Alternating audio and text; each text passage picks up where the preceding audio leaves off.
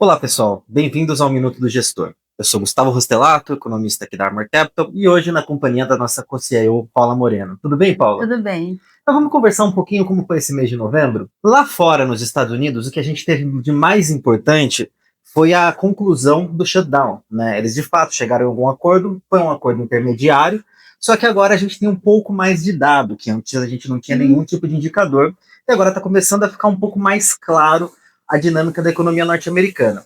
Nesse ambiente, a gente viu algumas divergências entre os dirigentes do Fed, alguns com uma postura mais dura e outros com uma postura um pouco mais dovish, a maioria. E com isso a gente acredita que a gente vai ter um corte de 25 bips em dezembro.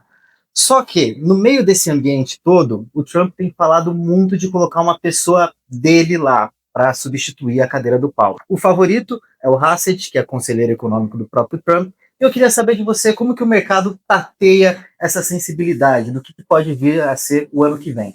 Primeiro que o shutdown atrapalhou a vida do Fed, né?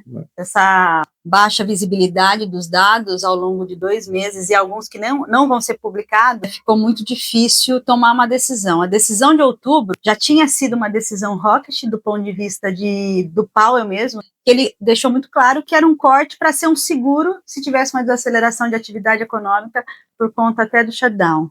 O fato é que, com poucos dados que foram divulgados, são dados muito mais privados que os públicos, e ficou aquela sensação que, de fato, o mercado de trabalho está mais fraco. Bem no final de novembro, você teve o Waller e o Williams fortalecendo o discurso de corte para dezembro. E hoje o mercado já precifica o corte total na reunião de dezembro, né?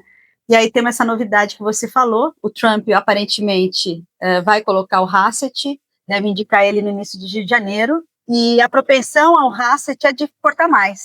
O fato é que a economia americana, depois do shutdown, ela está reabrindo, né?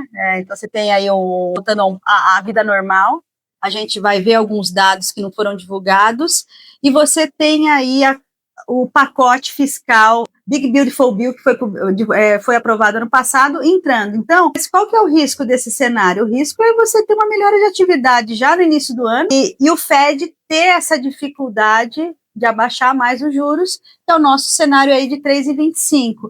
Então, a hora que vier um dado fraco, o mercado vai exagerar para um lado, que eu acho que é um pouco desse novo presidente que vai estar assumindo com um discurso mais dovish. Por outro lado, a hora que vier um dado e a economia está bem, essa precificação de 3,25 pode vir à tona, né? Então, do ponto de vista de mercado, eu acho que o Hassett vai trazer mais volatilidade e vai ter um board um pouco mais dividido. Mas, no final, o que vai fazer preço é para onde a economia americana está indo, o balanço de atividade e inflação. Perfeito, Paula.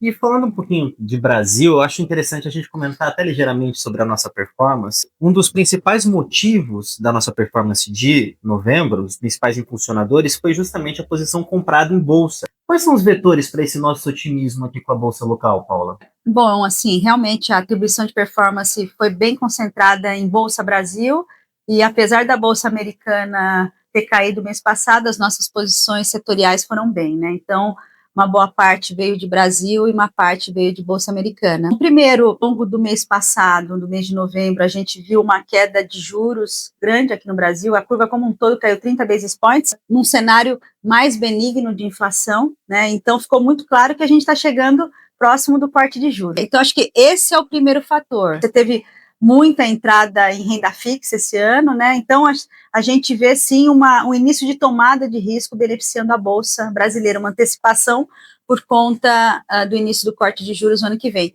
Mas o fator fundamental, esse anúncio de dividendos extraordinários, né? A gente vai ter uma boa concentração desse pagamento de dividendos extraordinários no mês de dezembro. Isso está trazendo um fluxo adicional para a Bolsa, muito dinheiro concentrado num mês. Então, um cenário que a Bolsa lá fora está estável, a Bolsa brasileira subiu bastante no mês de novembro e está iniciando também esse mês de dezembro nessa expectativa.